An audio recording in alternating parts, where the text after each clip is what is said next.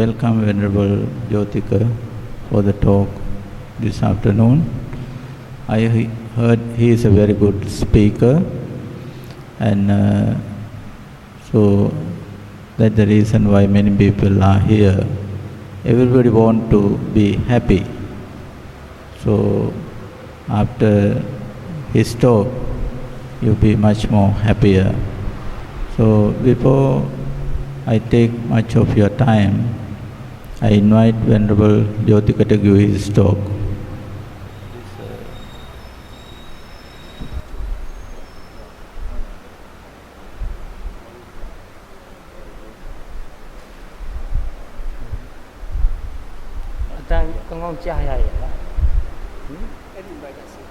Thank you.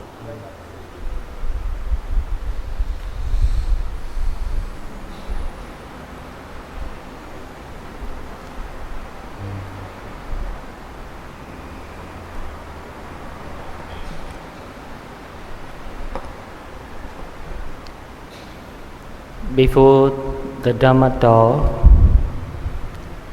let's take the triple refuge and 5 lessons.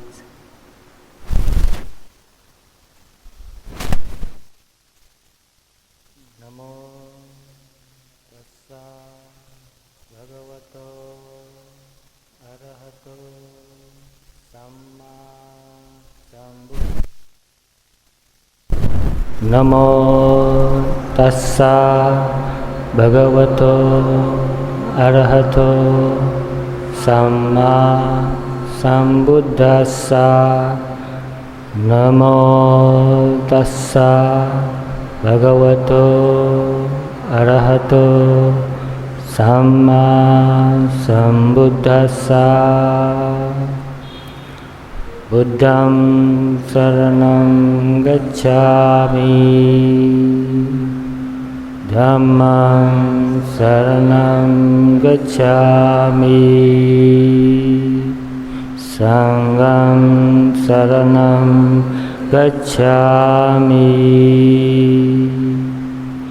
Dutiyampi Buddham saranam gacchami, Dutiyampi Dhammam saranam gacchami, Dutiyampi Sangham saranam gacchami, Tatiyampi Buddham saranam gacchami, Tatiyampi Dhammam saranam gacchami, Tatiyampi Sangham saranam gacchami. Tisaranagarmanam paripurnam Anatipata Vedamani Sikkhabadam Samadhiyami.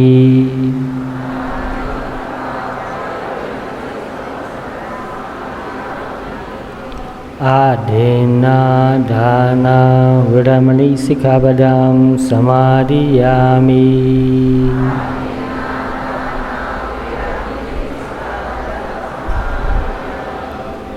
Kamesu Miccāchāra Vedamani Sikkhabadam Samadhiyami.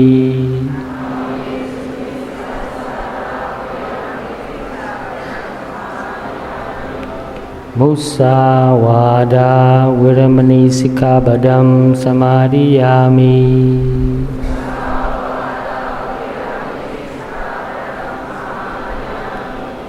Sura Meraya Majja Pamadatthana Vedamani Sikkhabadam Samadhiyami.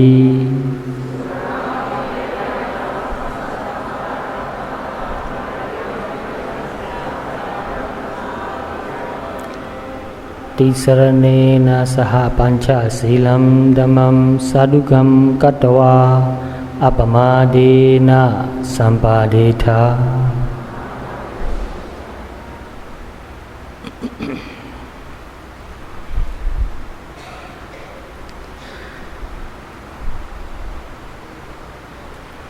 Can you hear me well? Can you hear well?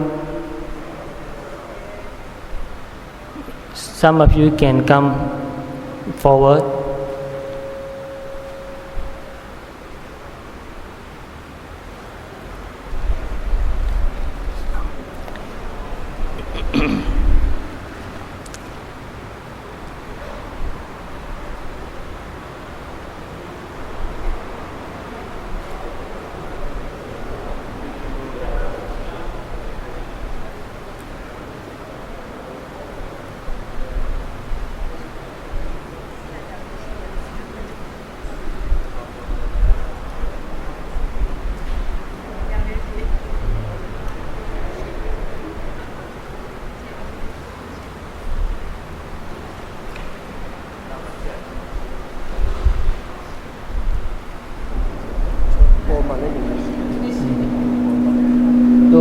Echo tình nha nên nó show rồi echo nha.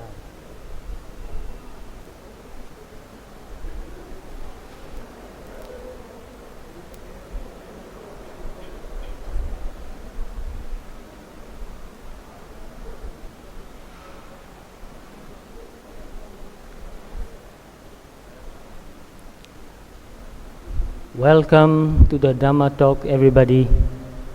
I see many familiar faces here, many old friends,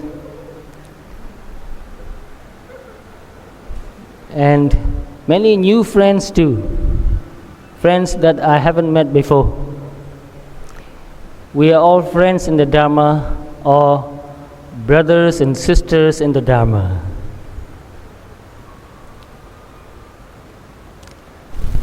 Today, I want to talk about what I have been very interested all my life. Usually when I give a talk, I talk about what I am interested in, what I feel very deeply. So today also, I'm going to talk about what I have been interested in since I was very young, since I was in my early teens.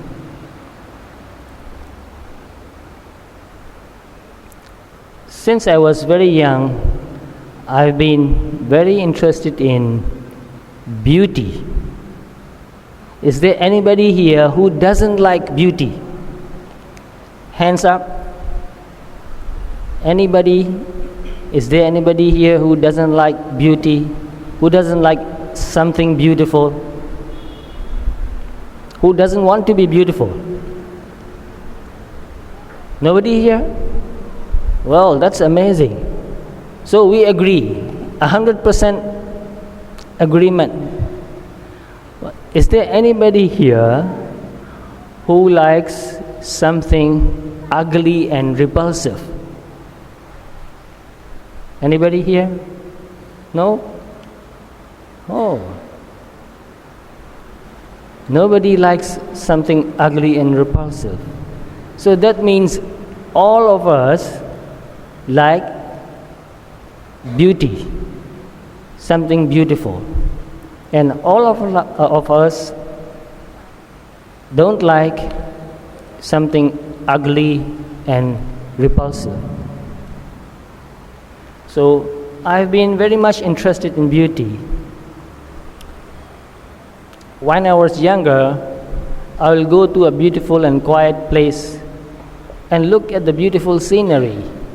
So that was my first interest in beauty.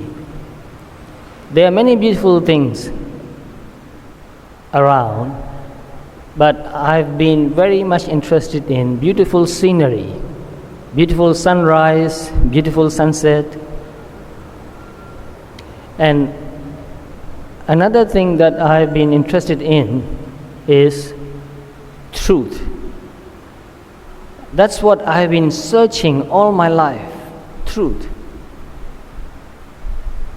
And another thing that I've been very much devoted to and wanting and searching and practicing to achieve is freedom.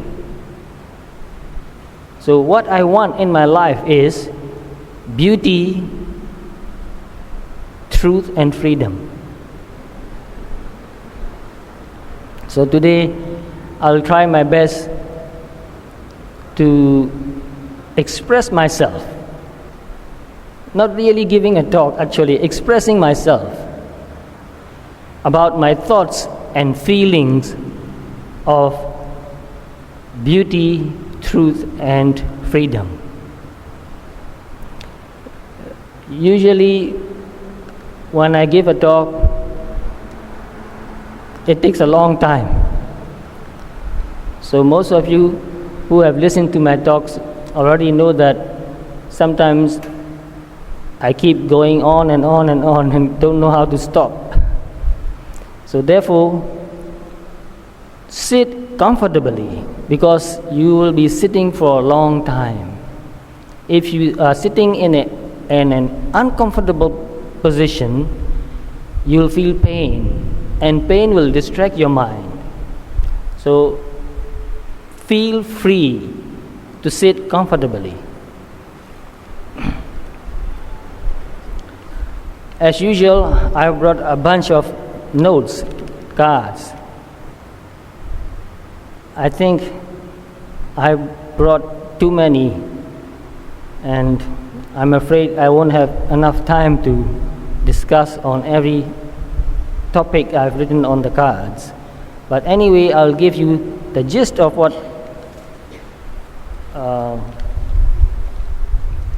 I want to say. So just now I asked you, is there anybody who doesn't like beauty? Nobody raised a hand. No one can do without beauty entirely. It is our human nature to love something beautiful, to like it, to want it. So there are many different kinds of beauty.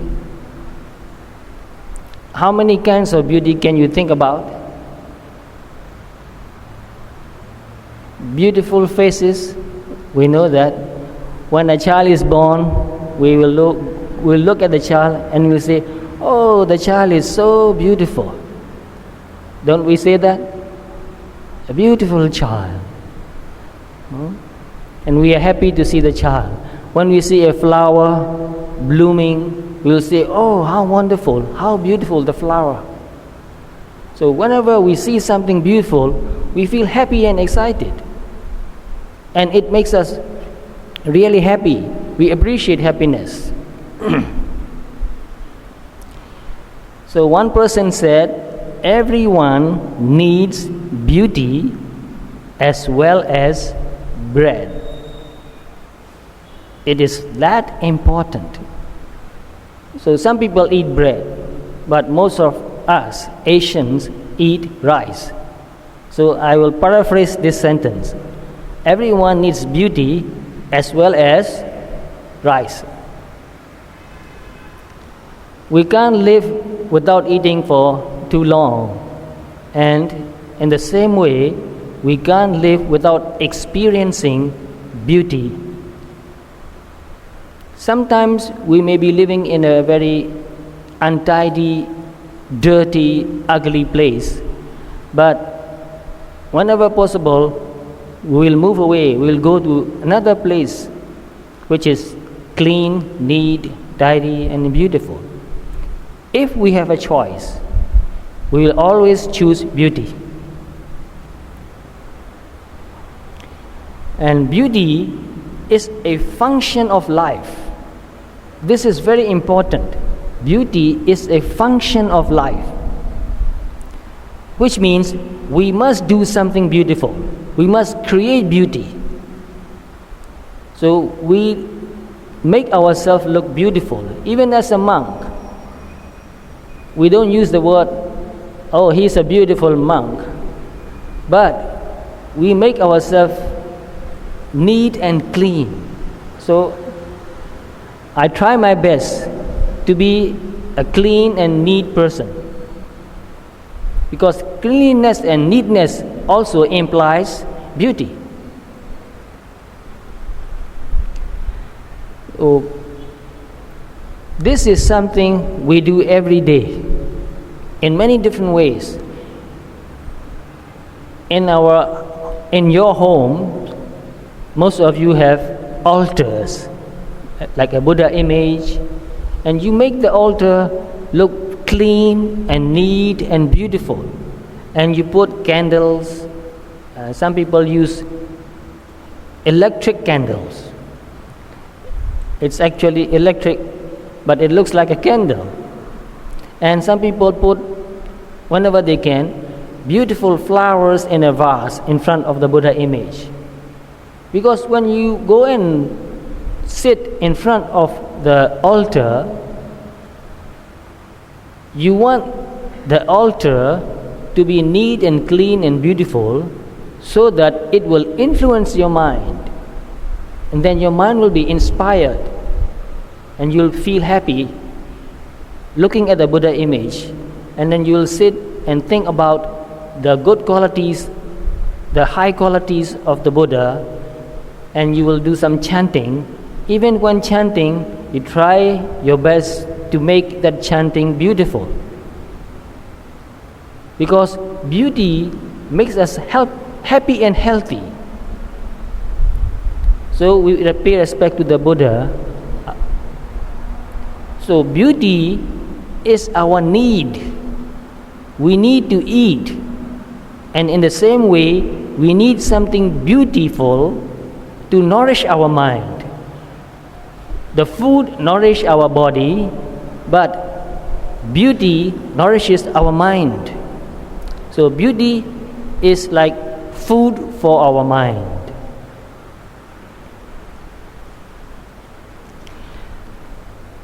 So what is beauty?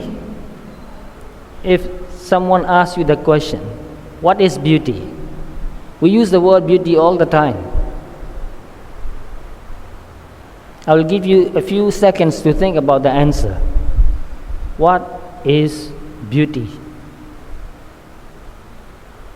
Beauty is the experience that gives us a sense of joy and a sense of peace simultaneously. So joy and peace at the same moment, at the same time. So when you go and pay respect to the Buddha, you feel joy and you feel peace also. Just now I knelt down in front of the Buddha image, and for a few moments I reflect on the qualities of the Buddha, the Buddha's loving kindness, the Buddha's compassion, the Buddha's wisdom, and I thank the Buddha. Because of you, I have found this beautiful path. And so with gratefulness, I bow down to the Buddha. I felt joy and peace. So that's something beautiful. So whatever gives you joy and peace simultaneously is beautiful. So beauty is an experience. It's what you feel deep inside your heart, joy and peace. So if anything makes you feel hot and burning inside, that's not beautiful. Is there anything that makes you feel hot and burning inside? There are many things. So I won't say that something that makes me feel hot is beautiful.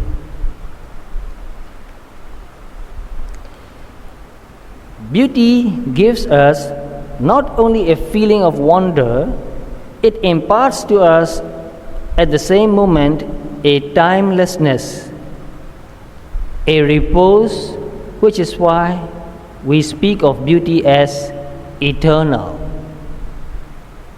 So when we are feeling something really beautiful, we forget about the past. We forget about the future. We are not thinking about the past or the future. We are right there. Our mind is totally absorbed in that experience. So when you are totally absorbed in an experience, you are in a timeless state of mind. Therefore, in meditation also, when you are deeply absorbed in your meditation practice, you feel peace and joy. And time doesn't exist for you anymore. Maybe some of you who have been meditating for a long time have experienced that. You sit and meditate, and when you get really deeply absorbed in your meditation practice and you feel peace and joy, you don't know how long you've been sitting and meditating. Sometimes it happens to me too. I thought of meditating for an hour, sitting and meditating, but my mind got so absorbed into that meditation practice that when I came back, so to speak, and I look at the watch, 3 hours gone. I didn't even know that. And some of my friends got absorbed in meditation practice for 5 hours. They don't move, they don't get up, they don't eat, they don't drink, they don't do anything else. They just sit very calmly and quietly and got absorbed in meditation practice. They went into a timeless state of mind. So when you are really experiencing something and get absorbed in that experience, you become timeless.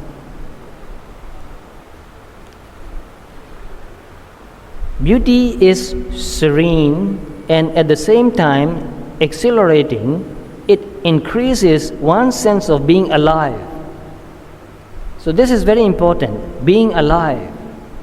People who are unhappy and sad, who are depressed, they feel dead.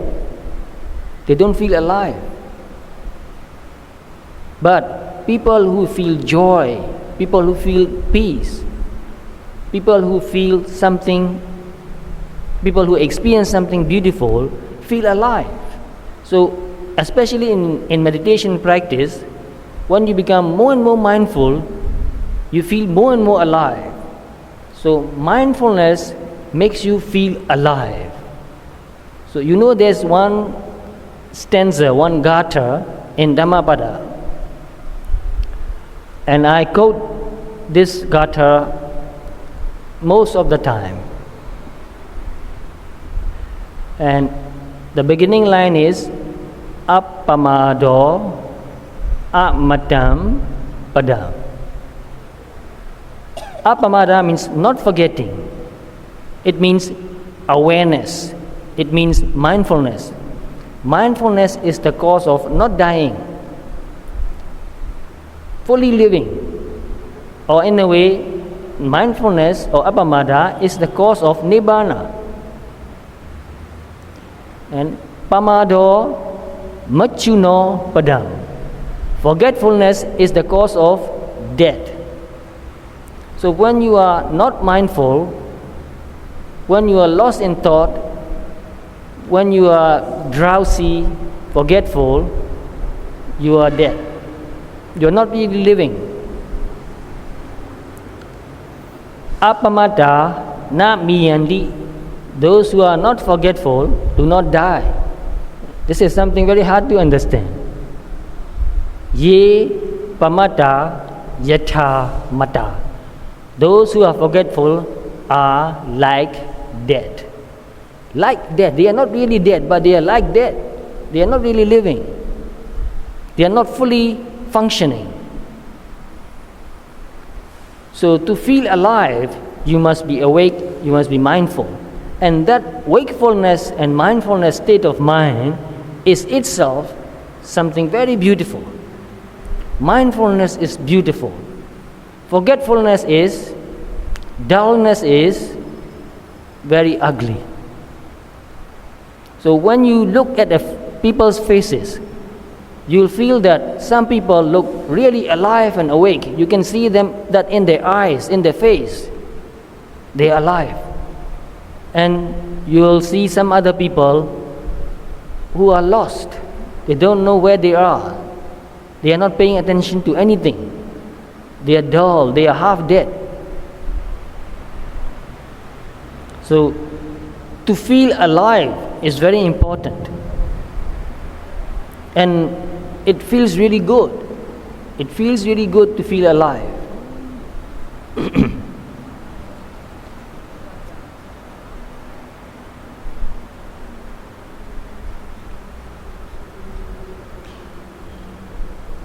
Simple beauty delights. There are many things very beautiful, but simple beauty delights. To give you an example, have you seen a Japanese garden? I believe most of you have seen a Japanese garden, or have been in a Japanese garden, or at least have seen a Japanese garden in a picture. A Japanese garden looks very simple. They try to make it look very simple. It's not easy to do that. So simple beauty delights. If some things become too complicated, it causes agitation. So simplicity makes the mind calm and serene and peaceful. Therefore, to live a beautiful life, we must make our life as simple as possible. And Buddha instructed that specifically to monks to live a very simple life.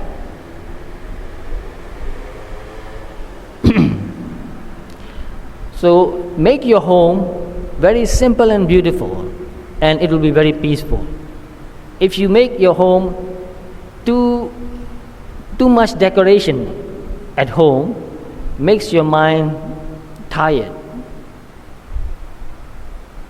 So simple beauty delights. Serenity, harmony, and order soothe. Soothe means it makes your mind becomes at ease. So serenity is a kind of peacefulness and quietness of mind. So make your surrounding simple and beautiful and serene. Make your mind simple and beautiful and serene.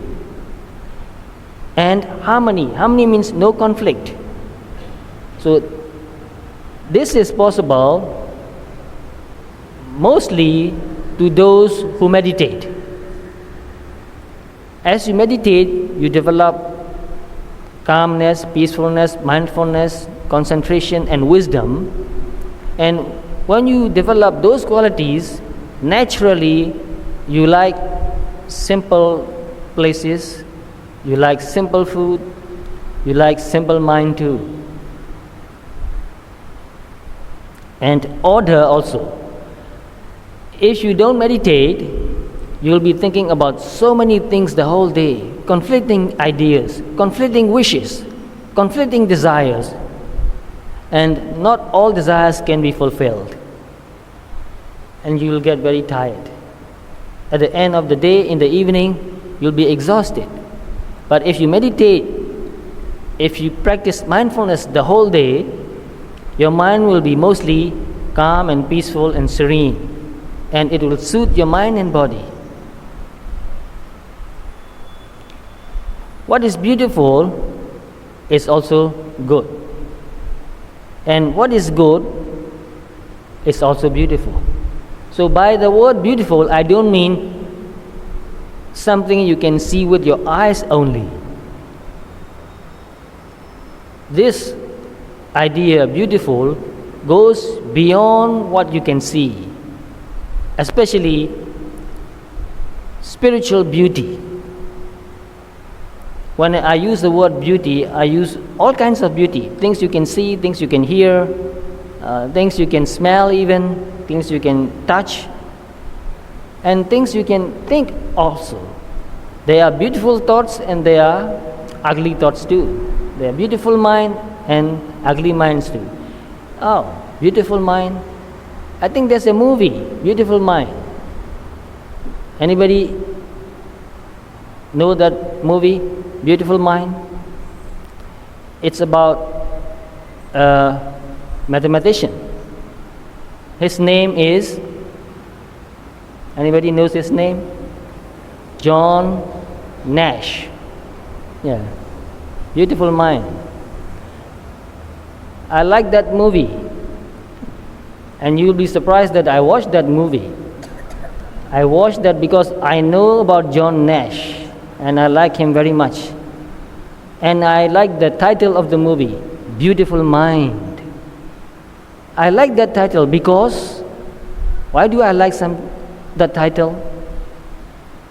Because I want a beautiful mind.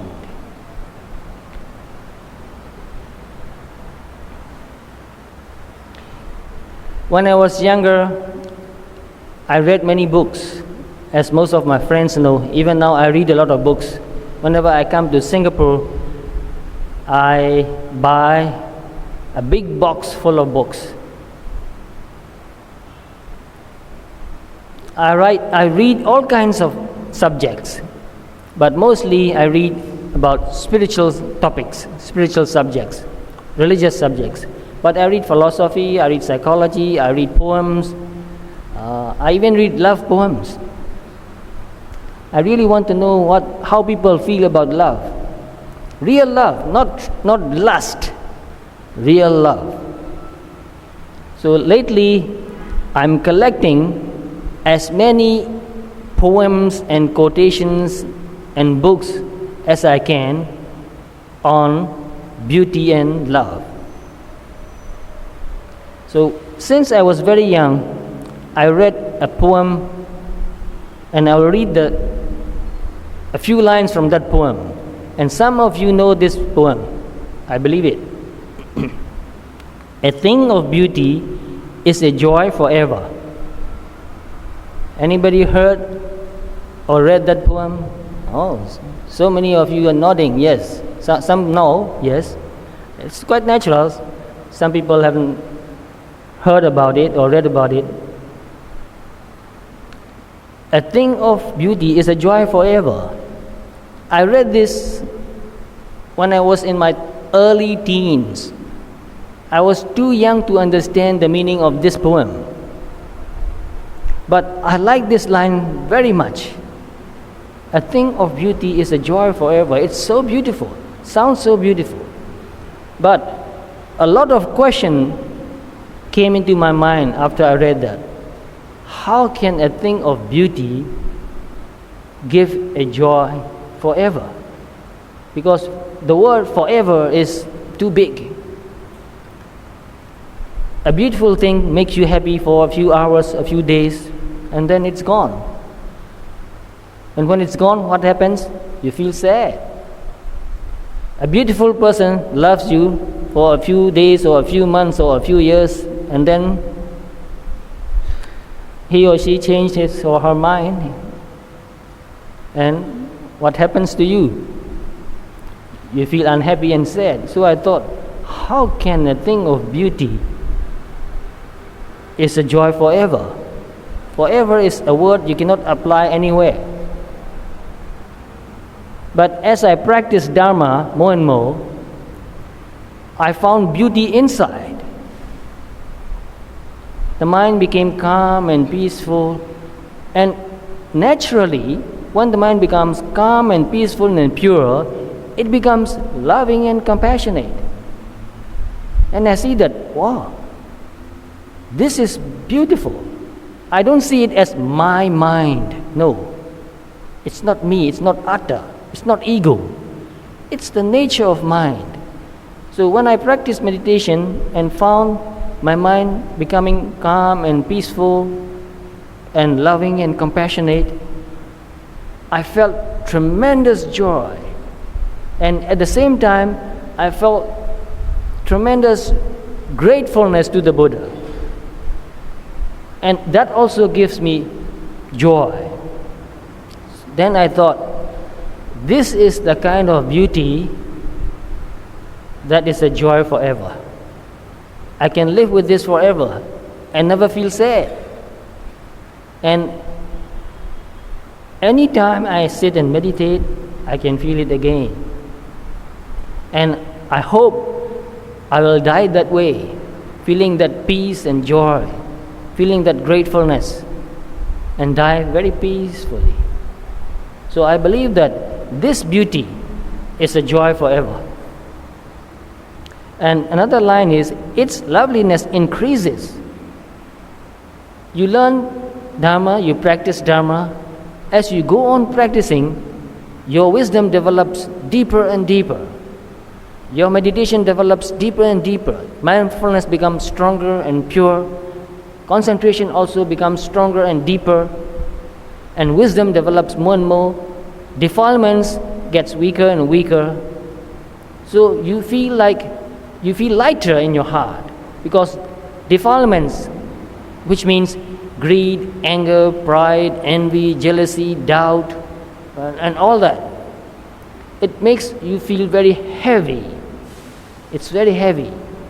But when they are not there, when your mind is mindful, when there's concentration, when there's wisdom, when there's loving kindness and compassion, when your mind goes beyond pride and envy and jealousy, there's lightness of mind. You feel very light. Life doesn't become a burden anymore. Mostly people say that life is so heavy, such a big burden. But I will say that defilements are heavy, very big burden. Without defilements, it's not that bad. Life isn't that bad. So its loveliness increases. The more you practice Dharma, the more beautiful it becomes, the more lovelier it becomes. It will never pass into nothingness. No, it will never pass into nothingness. It will not go away, it will not desert you. It will be with you. As long as you practice it, as long as you develop wisdom, it will be with you. So what you really have is what you have in your heart. Anything outside, you will lose it someday. Anything. No matter how well you protect it, you will leave it or it will leave you. But what's in your heart will be with you until the end of samsara. It will be with you always. So it will never pass into nothingness. It will never become meaningless. It becomes more and more meaningful. It will become more and more nourishing. It will become more and more lovely. But it still will keep a bower quiet for us. Bower, B-O-W-E-R, bower. I think most of you understand what it means. Bower means a shady tree with branches long and drooping, so that when you go under the tree, you are in a very cool, shady place. So, but still will keep a bower quiet for us. Whenever you feel tired, whenever you feel hot, go there. Your tiredness will disappear. You feel cool and peaceful. So, this Dharma is like a bower. It's like a shady tree. You go out and do many things and you feel very tired and hot, you go under the tree. You go under the protection of the Dharma. You meditate and you become very quiet and peaceful and cool. And asleep, full of sweet dreams. So when your mind is agitated and you sleep, what do you usually dream? Nightmares. Most of the people, they wake up with nightmares and they sweat. Their heart pumping very hard. They can't go back to sleep. Bad dreams, terrifying dreams. Because in the dreams, that terrible experience seems so real.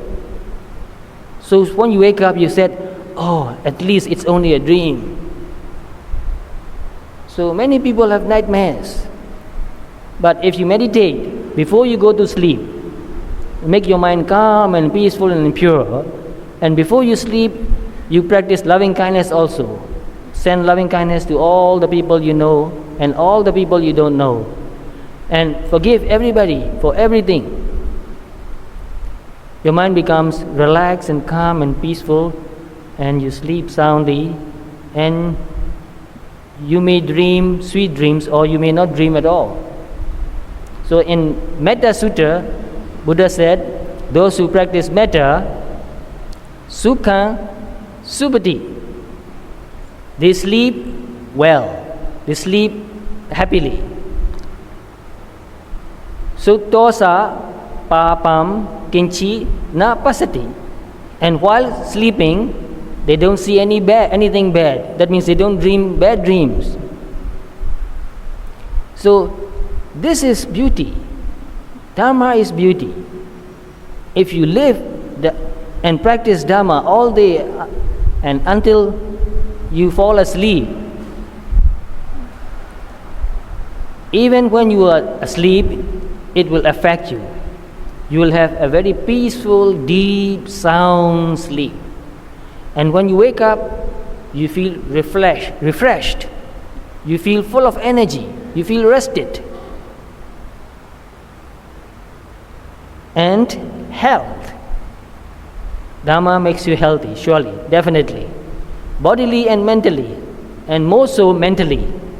Even those who practice Dharma sometimes get sick, but mentally they are not sick. Mentally healthy is more important.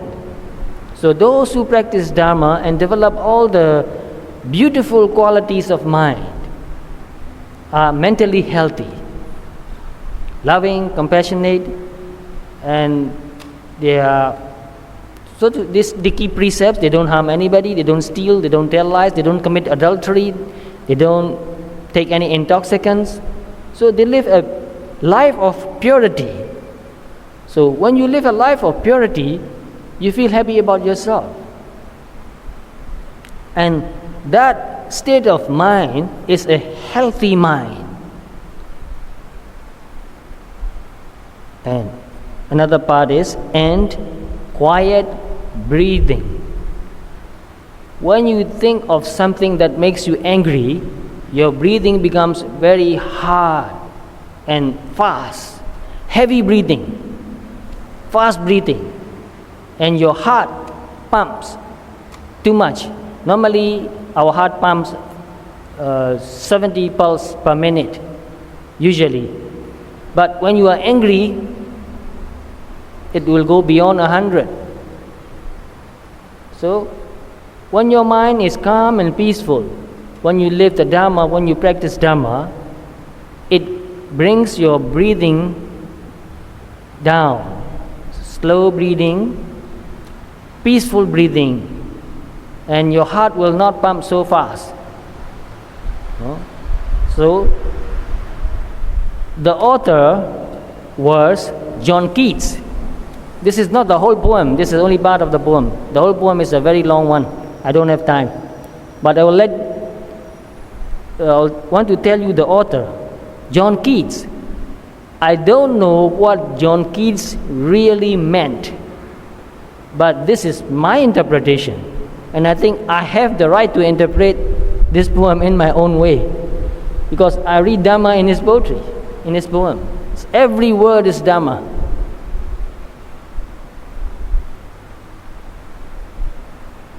So I see Dharma as the most beautiful thing that we can have in our life. Therefore, I thank Buddha for giving us the most beautiful thing. And Buddha himself is very beautiful. Himself was, but in my mind, he is still alive. Whenever I think of the Buddha, I feel like he's still there. He's still alive. And John Keats said, beauty is truth. Truth, beauty. That's all you know on earth and all you need to know. And I interpret this again as Dharma. Beauty is truth. Truth is Dharma. Dharma is truth. Four Noble Truths. You know that. Four Noble Truths, because this is truth, it is beautiful. Truth is beauty. And what's the opposite of truth? Lies or deceptions. Lies or deceptions, they are ugly, repulsive. So truth is beauty, beauty is truth. How beautiful that is. So I thank John Keats very much for writing these simple sentences. And it inspires me so much, and it makes me feel so happy.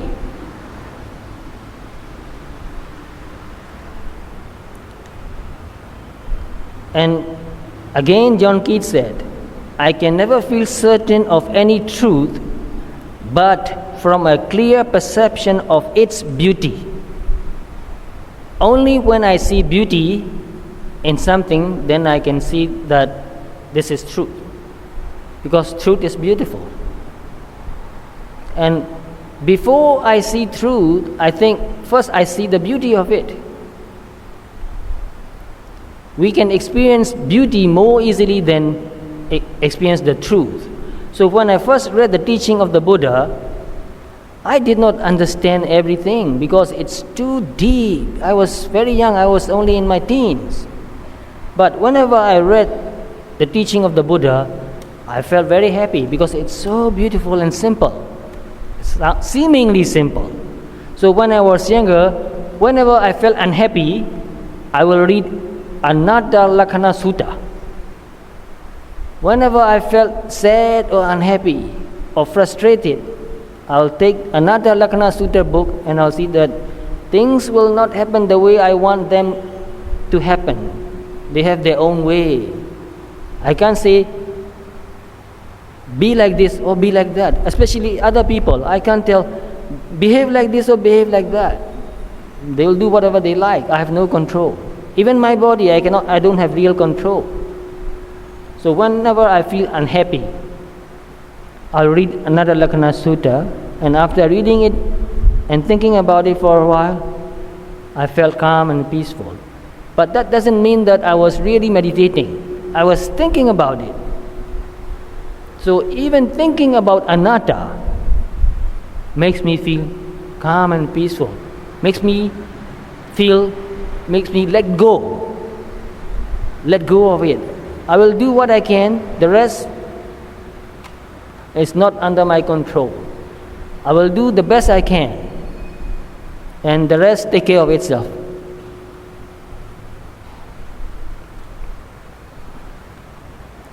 And about people, here's another poet, Khalil Gibran. I don't know whether you have heard of him. Maybe some people who are interested in poems have read it. I have got a book of his poems, Khalil Gibran. He said that beauty is not in the face. Beauty is a light in the heart. It's not in the face. And this is true. I've met some black African Americans in America. They are black, but they are so kind. Therefore, they are very lovely, very beautiful. So beauty is not in the face. Beauty is a light in the heart. So if you want to be beautiful, develop that light in the heart. Then no matter how old you become, you will still be beautiful. I know many older people, and I'm getting older, therefore I'm getting more and more interested in older people. I watch them very closely. They are old. How are they living their life? What do they do? What do they think? What do they feel? And I found many older people who are so loving, so kind, so accepting, so forgiving, that their face glows. You can see the glow of their loving kindness. You can see the lightness of their heart in their face. And I can watch them for a long time with deep interest and joy. And I said, I want to be like them. And I've met many old teachers, old masters. And some of you also have met old teachers, old monks, old Sayadaws. Some of them visit Singapore regularly. They are so kind, so loving, so wise. Therefore, when you look at their face, you feel happy, you feel joy.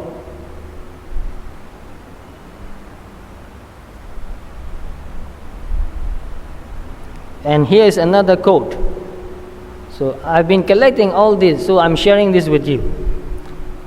The ideals that have lighted my way time after time have given me new courage to face life cheerfully. Think carefully of every word. New courage to face life. You need courage to face life. You agree? Yes, you are nodding. I agree too. You need a lot of courage to face life. There are so many difficulties and disappointments in our life. So to face all those difficulties and painful experiences and disappointments, we need a lot of courage. So, courage to face life cheerfully. Courage to face life cheerfully is not easy. I know that. To face life cheerfully is not easy. When everything is going well, oh, you are happy, you are in bliss, you feel that you are in Deva world. When something goes wrong, you feel like you are in hell. How can you keep my mind cheerful when something is going wrong in your life? A lot of wisdom and courage. You need that.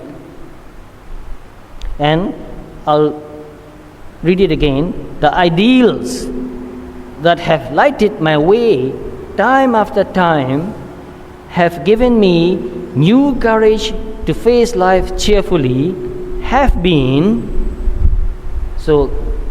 means the ideals: kindness, beauty, and truth. If you have kindness and beauty and truth, you will have that courage to face life cheerfully. So we need to develop kindness, beauty, and truth. So by practicing the teaching of the Buddha, we can develop kindness, we can develop beauty, and we can develop truth. Truth means wisdom. So really practicing the teaching of the Buddha helped me to face all the difficulties in my life. There are still many difficulties in my life. Just because I'm a monk, don't think that I have no difficulties. I'm living in a human world, dealing with human beings. Some of them are very kind, some of them are very cruel. I feel a lot of loss again and again. I felt many times great losses in my life, again and again. And every time when I felt a loss and I felt very discouraged, and even sometimes I thought it's better to die than to live. What's the point of living anymore? But every time I read Dharma and it reminds me, then I practice meditation and it gives me strength, courage to go through all that. Then I said to myself, this will be over. I will learn something and I will come out stronger. So I read another philosopher who said that which does not kill me makes me stronger. Oh, I'm still alive. I can still do a lot. What does it matter? What does loss matter? I'm still alive. I can still practice Dharma. So I can give up everything. If I can still practice Dharma, life is still worth living.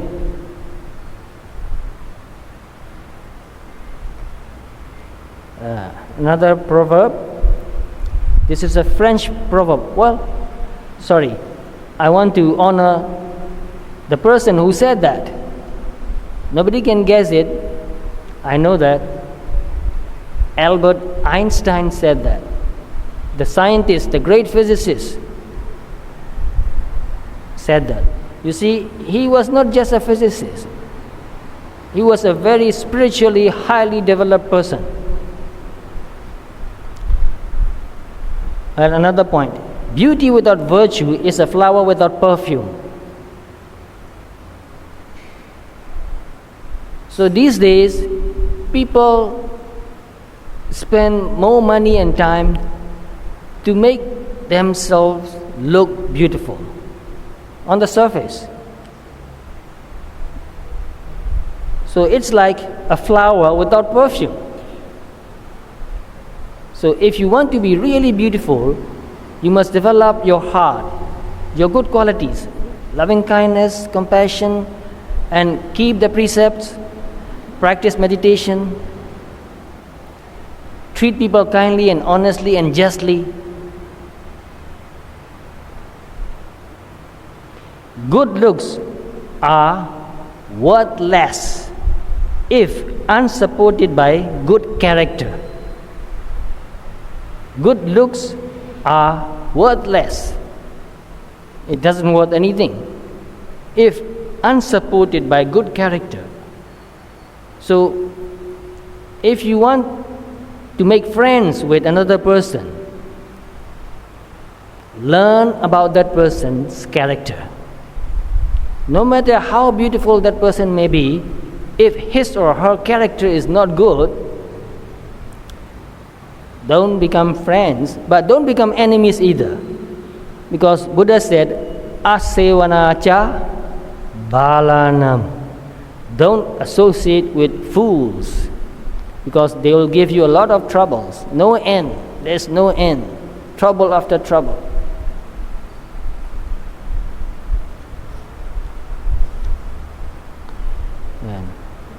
With every choice, every day, you are creating a unique work of art.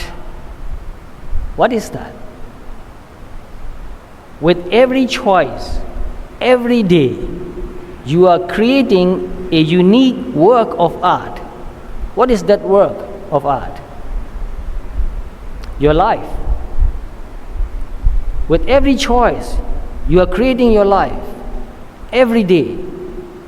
So your life is your art. Your life must become your masterpiece. So make your life beautiful. So where do you begin? You learn the Dharma and you practice Dharma. Keep 5 precepts. Meditate and be mindful everywhere, anywhere, no matter what you are doing. And with mindfulness, you will do the right thing, because when you are mindful, when you are aware, there is wisdom. You will do the right choice. So with every choice means sometimes we make the right choice, sometimes we make the wrong choice. And depending on the kind of choice you make, you create your life. So you must ask yourself every moment, whenever you have to make a choice, am I making the right choice? Because that will make my life the unique work of art. So we must learn to live our life beautifully. A beautiful life, not only a beautiful mind, but a beautiful life. So that's what I want to do. I want to live my life beautifully. So all the time I think about that. How can I make my life beautiful? A simple life, a virtuous life, growing in Dharma, learning Dharma, practicing Dharma, developing wisdom, developing loving kindness and compassion, developing forgiveness and acceptance. That way we can make our life beautiful. So you may have met some people who are living their life very beautifully. I've met a few.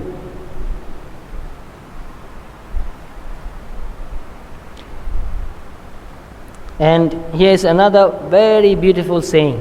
It's so beautiful. May your world always be as beautiful as you make it for others. It's a prayer. It's a wish for another person. Have you ever heard this wish? When I read that, I felt so happy. May your world always be as beautiful as you make it for others. So, if you want your world to be beautiful, what will you do? You make it beautiful for others. Oh, that's really wonderful. So, if each of us try our best to make the world beautiful for others, our world will also be beautiful automatically. So don't do anything that will make other people's world ugly, dirty. Don't corrupt another person's world. Don't corrupt another person's life. Because if you make another person dirty, you make yourself dirty. If you make another person ugly, you make yourself ugly. If you make another person angry, you will be also angry. There's no way you can escape it. It's like picking up a burning hot ember and throwing it to another person. Before you throw it and hit another person, you burn yourself.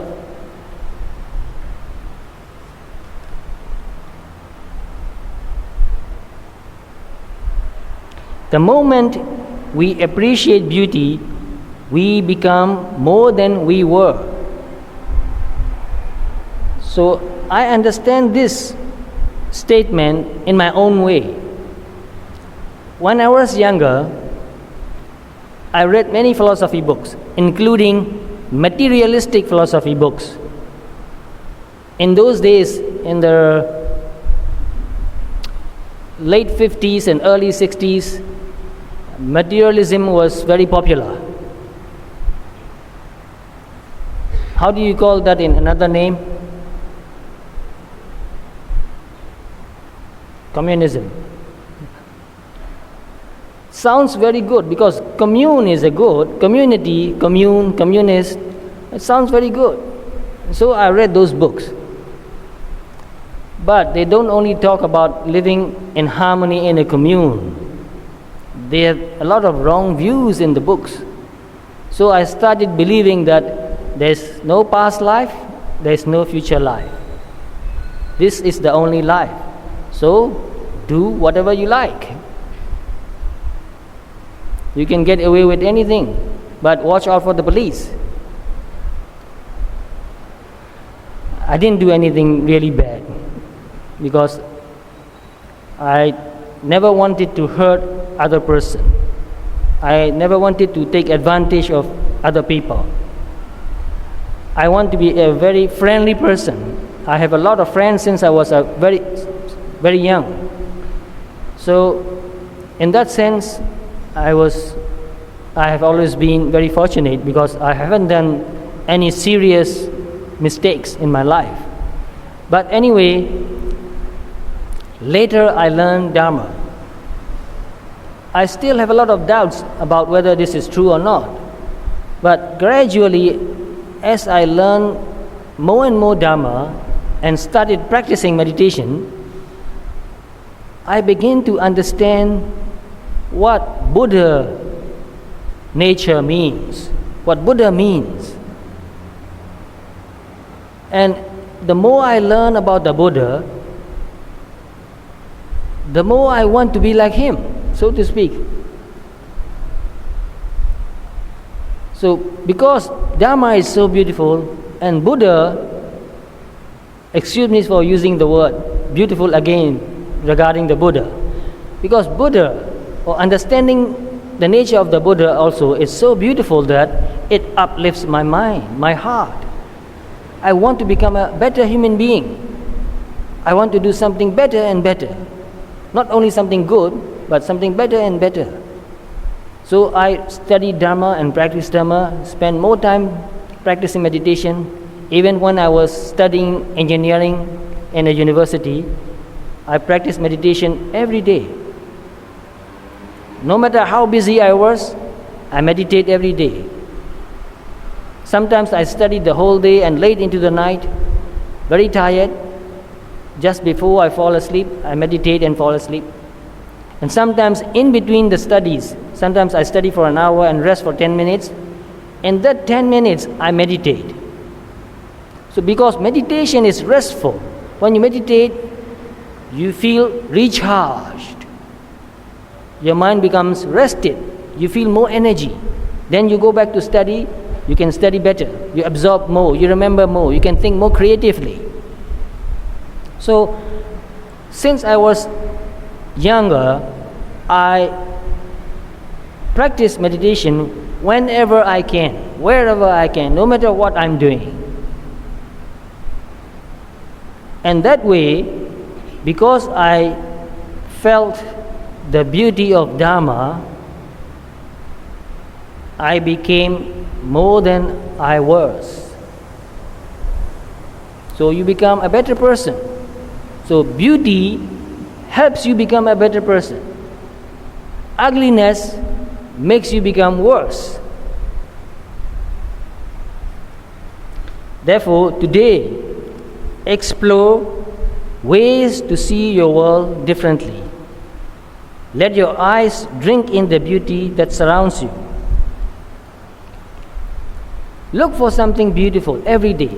The moment you wake up, meditate. Don't get up from bed. Stay in bed. The moment you wake up, meditate. Don't think of all the worries and cares and problems in your life. Your worries and cares and problems will always be there and they can wait. Don't worry, they will not run away. They'll be waiting for you. So, the moment you wake up, the first thing to do is to meditate. Buddha gave this advice specifically in Mahasatipatthana Sutta. Buddha said, Jagarite sambajanakari hoti.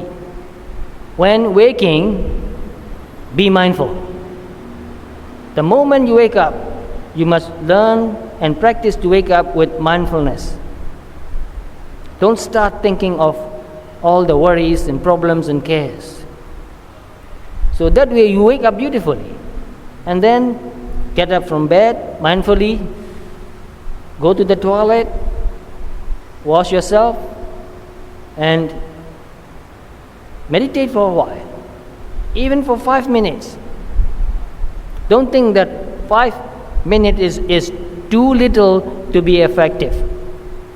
If you do that every day, I can assure you, it will change your life. It will change you. It will change your mind. It will change your heart. And if you change, if your heart change, your life will change. And one thing that I do is, after meditating, I open the door and look out. I get up very early every day. Sometimes 3 o'clock in the morning, sometimes 4 in the morning. When I wake up, I don't go back to sleep anymore. I wake up, enough sleeping. So I'll do what I love to do, meditate, and then the dawn. I love to watch the dawn. The sky is becoming brighter and brighter, especially when I live in the forest. Dawn, so beautiful. I'll go up the hill and watch the dawn. It's becoming brighter and brighter, and then the sun coming up. It's so beautiful. So even now, every time I get a chance, I watch sunrise, I watch dawn, because it's so beautiful. It will always be beautiful. I've been doing that for many, many years, for more than 30, more than 40 years. And I never lose interest in watching the dawn.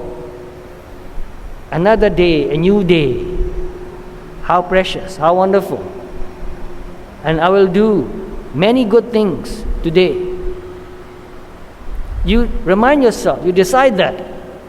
Because you need to remind yourself, you need to suggest yourself or request yourself to do good things.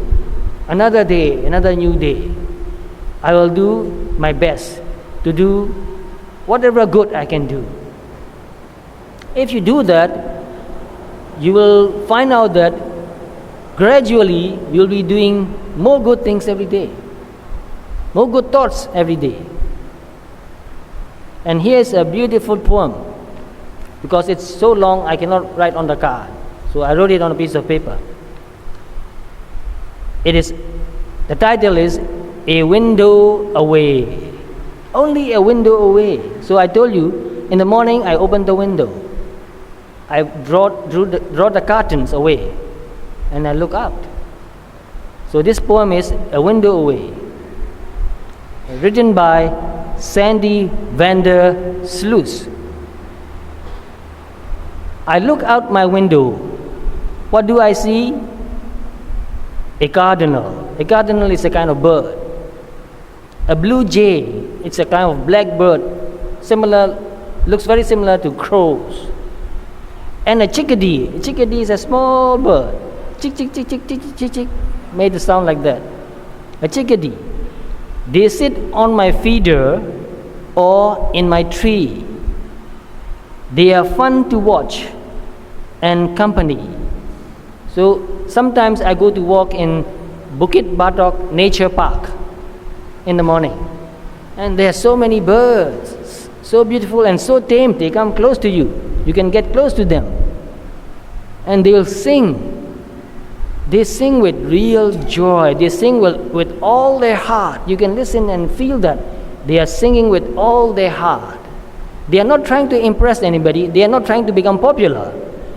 They are singing just because they are feeling so much joy. So when I listen to the bird, their joy becomes my joy. I feel so joyful. And I usually meet a young lady there too. She sings. I don't know her name, but I greeted her many times and she greeted me many times. She is so joyful and happy. Another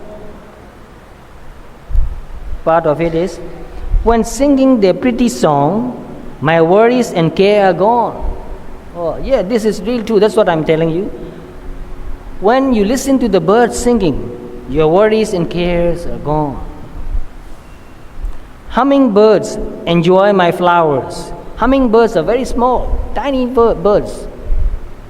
They fly very fast. Their wings beats very fast. They suck the nectar from the flowers. So hummingbirds enjoy my flowers. Succulent nectar they love to devour. The chipmunk fills his cheeks with the seeds that he seeks. Chipmunks is a kind of squirrel, small squirrel. There are plenty in Bukit Batok Nature Park. He carries away back to his den, then comes back for seeds again. So I watch squirrels going around looking for food. Rabbits run, hop and play on this wonderful sunny day. Mother Nature is a wonder away, is a window away.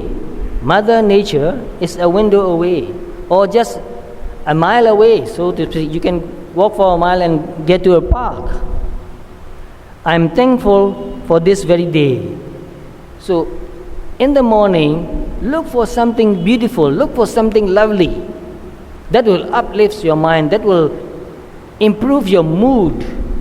Otherwise, you will feel gloomy and depressed and hurry to the work.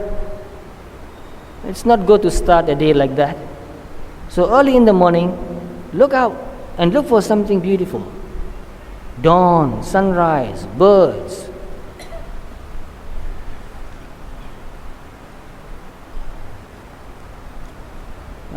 This is another quotation. If the only prayer you ever say in your life is thank you, it will be enough.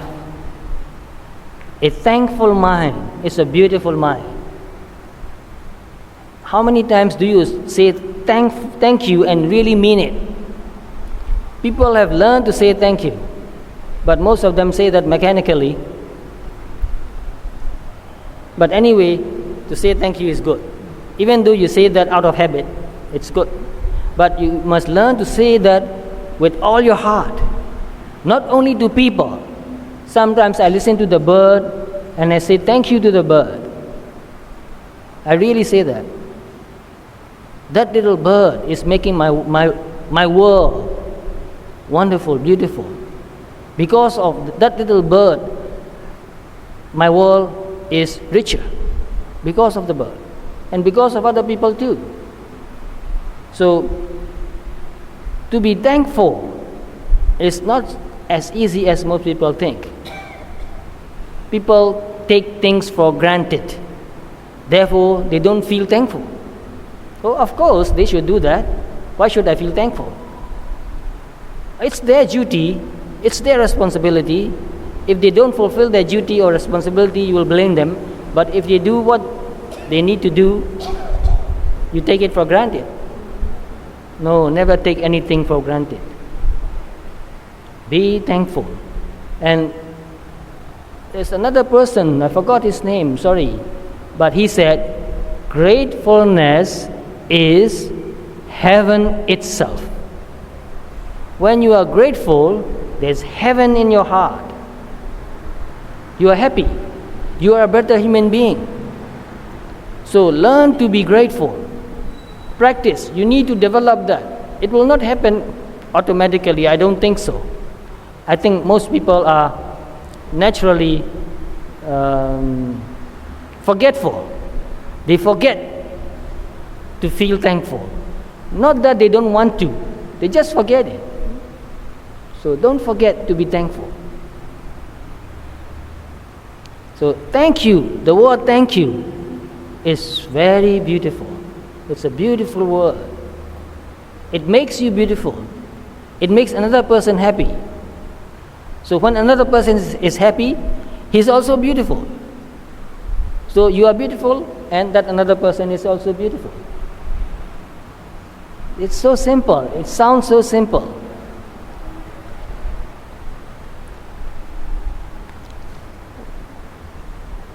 I must ask the time. How much time do I have? Okay, I still have some time. So, environments make a difference. The physical environment deeply affects our thoughts and feelings. So, your home is your environment. The most important environment you have is your home. Make your home clean, really clean. Because cleanliness is next to godliness. Right, thank you very much. Cleanliness is next to godliness. Godliness means something very high and pure. Gods are clean and pure. So if you live in a clean environment, and if you are bodily clean, physically clean, and if you are also mentally clean and pure, then you are like in Deva world. Then you are like God. So I take these sayings very seriously. I take them into my heart. I keep them in my heart. Cleanliness is next to godliness. Therefore, I must try my best to keep my body and mind clean, to keep my place clean, to keep my surrounding clean. And I must help to keep the environment clean. Therefore, I should not throw trash. Many people, not in Singapore, I think. Singapore is quite clean. But in some other places, wherever you go, it's full of trash and dirty things everywhere. People don't understand the importance of cleanliness. Whenever you see something unclean and dirty, it makes you feel upset. It makes you feel angry. And being upset and angry is not beautiful. And if you are living in a surrounding, in an environment which is not clean, which is ugly, it really makes you physically and mentally sick. So if you want to help a person recover from sickness, keep him in a clean and, if possible, beautiful surrounding, and help that person to develop beautiful states of mind. So I sometimes go to the hospital and teach the patients to practice meditation, to practice loving kindness. I said, send your loving thoughts to everybody around you. Send your loving thoughts to your family. Send your loving thoughts to the nurses, to the doctors. So when a person is thinking of loving thoughts, that loving thoughts helps the person to recover from illness. So beauty is healing. It's really definitely sure. Beauty is healing. Ugliness, uncleanliness, dirtiness is sickening. Here, depression may gradually overcome by exposure to beauty, nature, and pleasing relationships. That's very important. If a person is depressed, it is very important for that person to have exposure to beauty. Beauty in every way. Beautiful things to see, beautiful things to hear, and even beautiful things to eat. When I was in Japan, sometimes my friend took me to a Japanese restaurant, traditional Japanese restaurant. So we sat on the floor. The floor was so neat and clean. I think Japanese restaurants that I've been in Kyoto was the most clean restaurants I've ever been to. So I look around, I didn't see any dirt, any trash, any scrap of paper, any stick of match, any bit of cigarette butts. Clean. There are plants everywhere. The room is clean, no dust, no cobwebs. And the table is polished with lacquer and clean. And I was sitting there, and my friends ordered the food, so we have to wait for about 15 minutes or 20 minutes.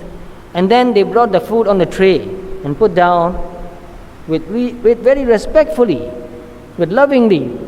And the owner of the restaurant and the whole family, the man, the wife, and their daughter, all three of them came and served me the meal. And they put down the tray on the table. I look at the food, the plates, the cups, everything looks so beautiful. So before I eat, I look at the food and it looks so beautiful. I said to my friend, bring the camera. Bring your camera, take a picture. And I still have that picture. I really have that picture. The way they prepare the food is so beautiful. So this is important. What you eat is important. And what you eat looks ugly and repulsive will make your stomach upset.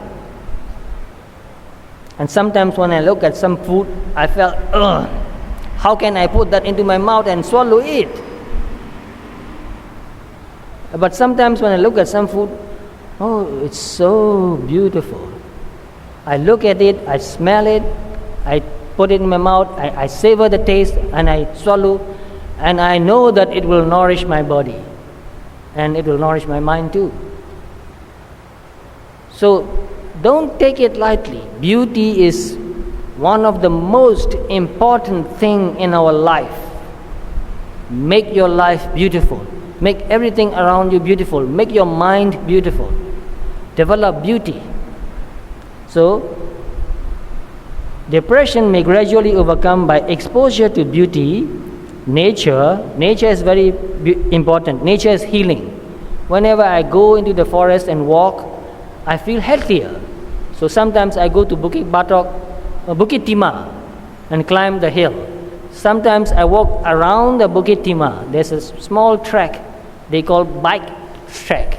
Usually young men riding bikes, but I walk on that track. It's all bush around. It looks like natural, nothing artificial. So you go to nature and you feel it, it makes you healthy. So nature is healing. If possible, go to a wild forest. Walk in the forest. So when I was in America, I went to walk in Redwood Park, Redwood National Park. They preserve the forest, and the trees are so big and tall. Some of them are more than 340 feet tall. You won't believe it until you see it. More than 340 feet tall. And I look at the plant, I look at the tree and said, "Oh dear venerable plant, really dear and venerable. They have been living here for thousands of years. Some of the trees are more than 2,000 years old. Can you believe that? More than 2,000 years old." So I love and respect the tree very much. So whenever I go into the forest, I forget about the rest of the world. So nature is healing. And another thing, pleasing relationships. Relationships can make you sick, and also relationships can make you healthy, depending on what kind of relationship that is. So learn to develop good relationships with people. Bad relationships are sickening. So beautiful relationship. Again, you can apply beauty to relationships again. Beautiful relationships are very important. Honest, open, trustworthy relationships. Loving, kind, forgiving, understanding relationships. That is very important. But you must learn to develop it. Don't just wait for it to come to you. You must be that kind of person. A loving person, a compassionate person, an understanding and forgiving person, a virtuous person, an honest and open person. If you are not loving, then don't expect others to love you. So first, we must develop all these beautiful qualities in us. I must become a loving person, a compassionate person, a trustworthy person, an honest person, a just person, a forgiving and understanding person. Then, when whoever meets me will be happy to meet me. Then I'll be a joy to be around.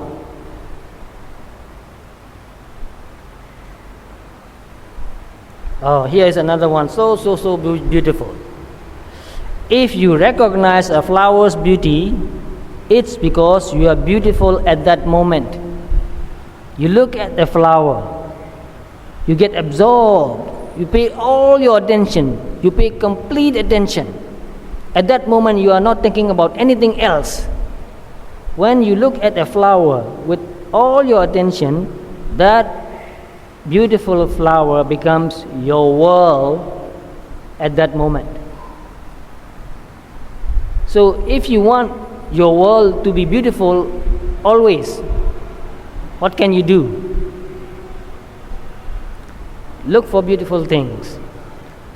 If you look for ugly things, you'll find them everywhere, and your world will be ugly. So depending on your mind, you experience the world. So how you experience the world depends on how much you have developed your mind. So even when you see somebody who is doing something wrong, you may get angry and upset and hate that person. But if you have developed your mind, if you have practiced Dharma, when you see somebody doing something wrong, you feel sorry for him, you feel compassion for him. Oh, this person is doing something wrong and it will hurt him so much. How can I help that person to understand better and to give up doing something wrong, to stop doing something wrong? You want to help that person to stop doing something wrong, but you don't want to force him to do that. You want to help him. You cannot force somebody to do anything. There's a proverb I've heard a long time ago. You can take the horse to the water. You know a lot of proverbs. You must be reading a lot of books. So you can take the horse to the water, but you can't make it drink. So you cannot force a person you cannot force a person to stop doing something wrong. You can only help him to understand that it is not worth doing it. It will hurt him. And this is another one about flower again. When you take a flower in your hand and really look at it, it's your world for the moment. The two are quite similar. The first one is, if you recognize a flower's beauty, the beauty is already there, but most people do not recognize it. But if you recognize a flower's beauty, it's because you are beautiful at that moment. Wonderful. And this one is, when you take a flower in your hand and really look at it, it's your world for the moment.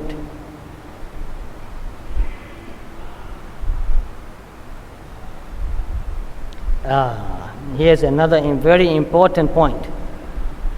I will tell you first who said this. It's the philosopher, the Greek philosopher Plato. Some people call him Plato, but some people call him Plato. He said, the aim of all education is to teach us to love beauty. The aim of all education is to teach us to love beauty. And the aim of the teaching of the Buddha is to teach us to develop beauty in our heart, to learn to live a beautiful life. And therefore, the teaching of the Buddha is the best education. It teaches us to be virtuous. The teaching of the Buddha teaches us to meditate, to become calm and peaceful and pure in mind and pure in wisdom.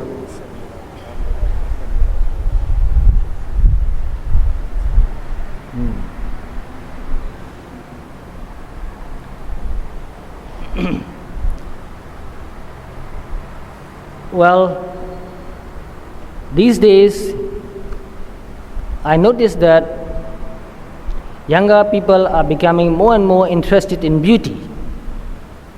They are making themselves very beautiful. And people think that only younger people are beautiful. But that is not always true. Here's another quote by Joseph Campbell.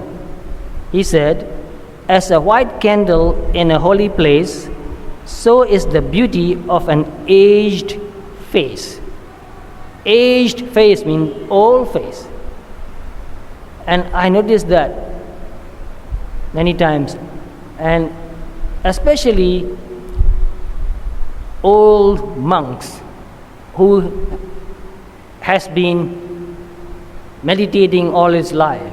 And you look at that monk's face, serene and calm, gentle and kind, so beautiful that you can sit and look at him for hours. Not only monks, I've met many other older people. They have been through so much and learned so much that they have become really loving and compassionate, really accepting. They can accept anything. So, no matter how young you are growing older every second. One day you will be an old man or an old woman, and learn to become a beautiful old man and a beautiful old woman. Gracious old man and gracious old woman. I have much more to say, to share with you. This is not teaching you, this is not a Dharma talk, this is just a sharing. This is what I have been interested in and learning and finding about more. So the monk in charge said that I have only 10 more minutes. So I'll tell you a story as the conclusion. I've read a story, a Greek story, because I've read a lot of books about Greek culture and Greek literature. And in one Greek story, the story tells about the Greek god. Anybody knows about the Greek god? The greatest Greek god, his name begins with Z. Zeus, yes, that's right. Zeus, Zeus. I want to know who you are. You must have read a lot. You are a very literate person. Well, one day, so to speak, the story is the Greek god created the world. The earth, the sea, the mountains, the plants, the animals, the birds, the trees, and all the human beings. And then that Greek god Zeus said, "Now I have created truth and beauty, but I want to hide it away somewhere so that it could not be found easily." So in the meeting with all other gods, the god Zeus said, "I want to know which place is the best place to hide away truth and beauty." And some people say that put it on the top of the mountain. And another said that, oh, human beings are very curious. They'll go up the mountain and find it easily, no problem.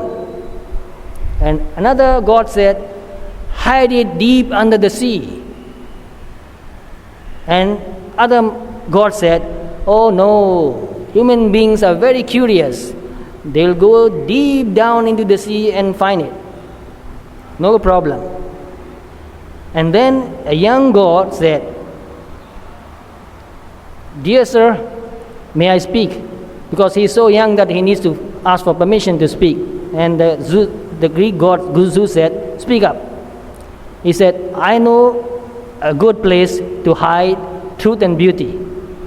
And the Greek god Zeus said, what is that place? He said, in the human heart. I like that story very much. So the Greek god put truth and beauty hidden in the human heart. And this young god said that that's the last place people will look for. Truth and beauty. They will look for truth and beauty. That's the last place. Only those who are diligent and work hard to find will find it there. So, as a conclusion, I'll wish for you, all of you, may you find truth and beauty deep in your heart.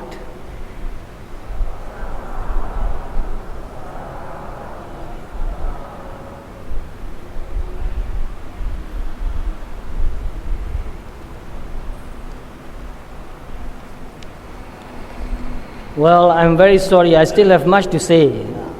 I have let some of the best things unsaid.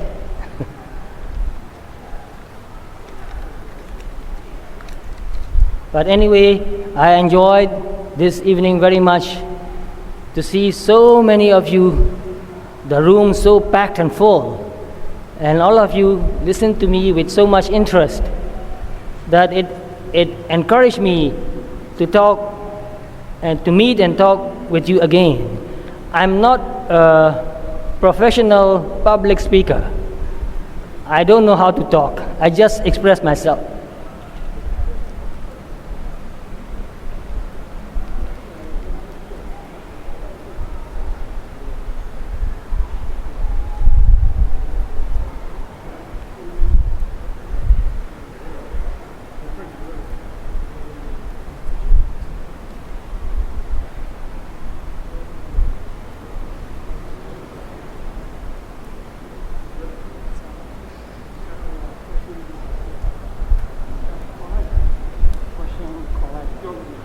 Well, they say that some of you may want to ask a few questions.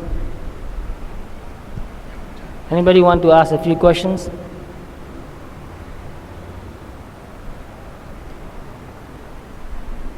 Yes, please. Sayadaw? Oh, when will I be going back? I'm not sure, but I will visit Penang on the 5th of May, and I will come back to Singapore on the 10th. And I'll stay in Singapore for a few more days, but I'm not sure the exact date of when I'll be going back. You are welcome to come to Utimawe and the Momoyi's home. You want to come? You can come. You can ask for the address.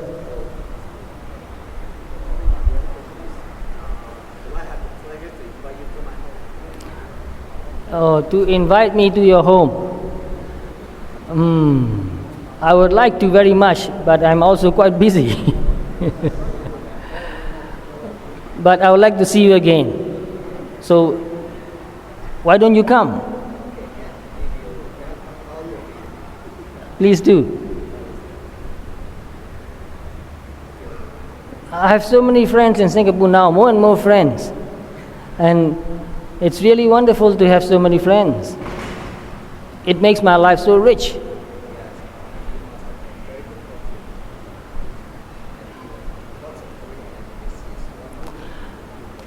Actually, it's the teaching of the Dharma.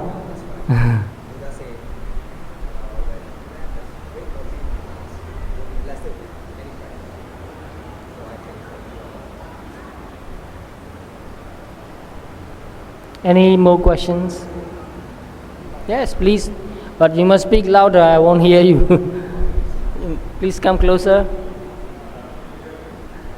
Very difficult.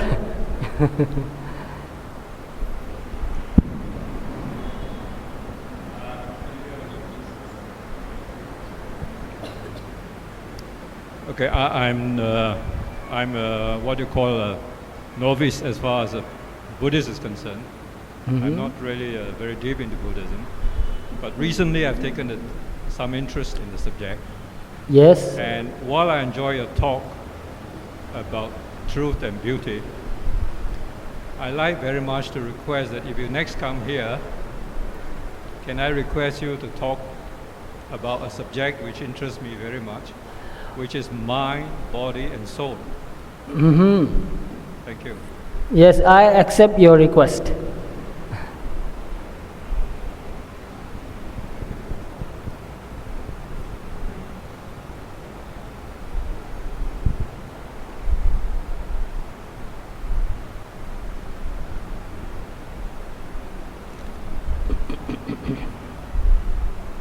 Dear devotees, Sayadaw is open questions. Please feel free to ask questions or Dharma related questions. You can raise the questions to Sayadaw. Thank you. Well, beauty is in the eyes of the beholder. Somebody asked me this question: how to relate that beauty to Dharma? Well, we have physical eyes, we also have mental eyes. We also have Dharma eyes. In this saying, beauty is in the eyes of the beholder, this person is talking about physical beauty only. And it is true. We see something beautiful, we see beautiful people, we see beautiful plants, we see beautiful houses, beautiful flowers. It's in the eye of the beholder, which means somebody can see it, somebody cannot see it. It depends on the person. So this is also true. But by beauty, it doesn't mean what we can only see with our physical eyes. There are many other things that are very beautiful which cannot be seen. So when I use the word beauty, I use the word in a very broad meaning. So it includes every kind of beauty. So I like to see beautiful things too. And beauty is in the eyes of the beholder also means that a person finds another person very beautiful, but some other person will think that no, he is not handsome, she is not beautiful. So it depends on the person. So what this sentence means is beauty is in the eyes of the beholder means it's all relative. True. Physical beauty depends on who looks at it. And how to relate that beauty to the Dharma? Well, just now I said, when you look with all your attention to a beautiful flower, at that moment, it's because you are beautiful. When you are beautiful, then you can see beauty.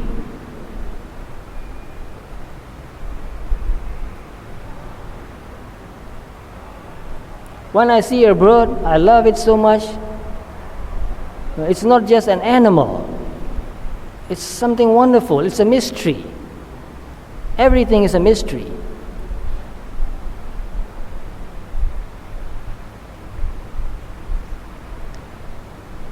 I think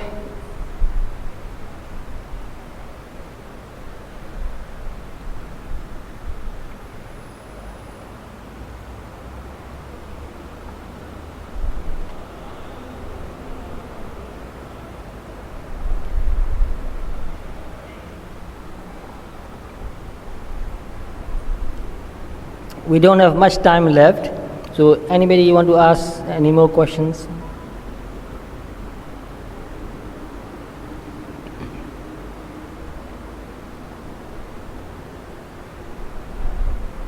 If nobody asks any more questions, we will conclude our Dhamma talk.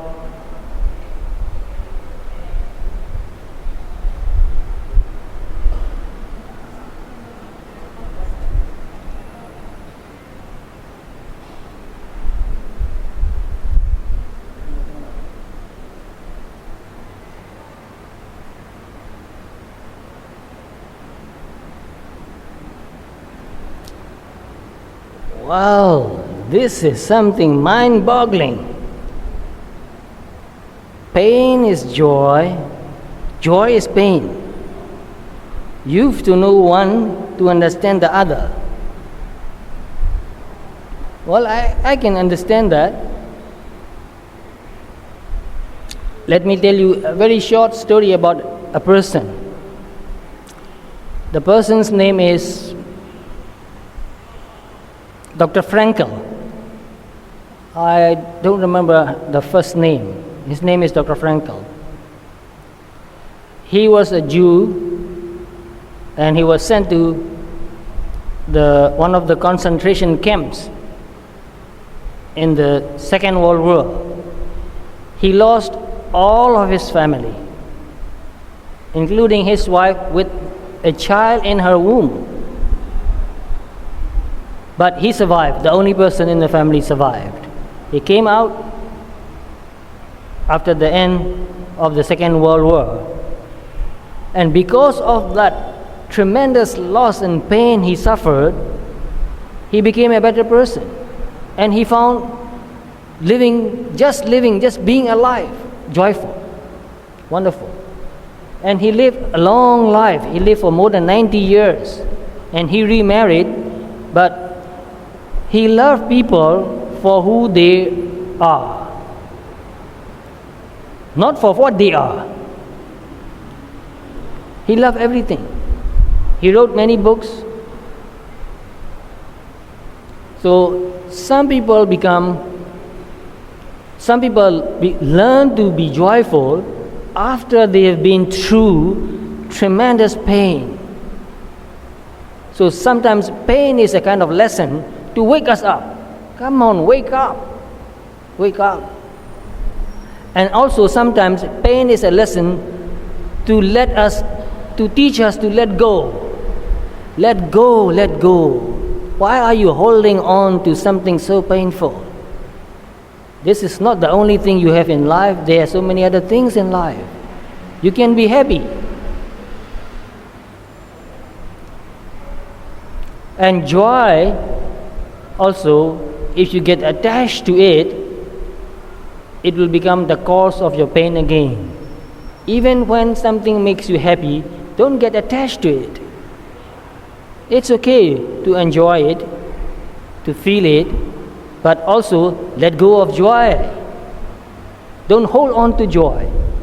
You cannot hold on to anything, either on pain or on joy. So the teaching of the Buddha is to let go. So to learn to enjoy something without wanting to own it is a good way to live your life. You will be happier if you learn to enjoy something without wanting to possess it. Just like looking at the moon. I enjoy looking at the moon, but I can't have it.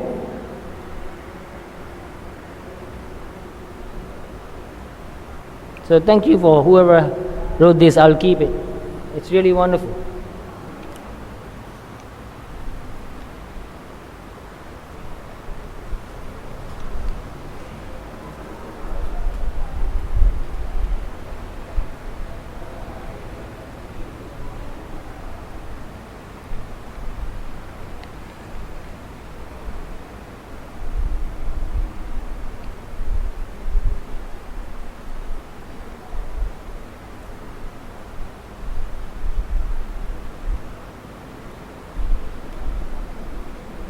Xin chào, anh đi vương châu được của bị